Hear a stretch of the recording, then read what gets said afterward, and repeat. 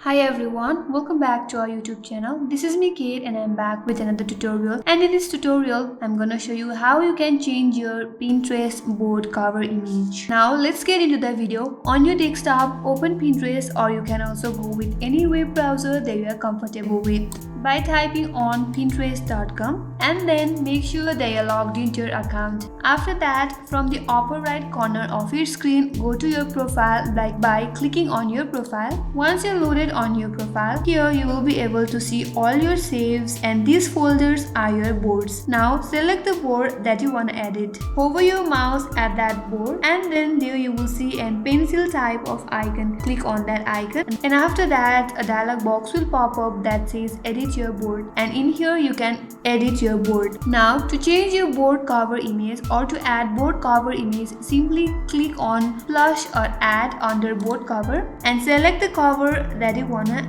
change or add.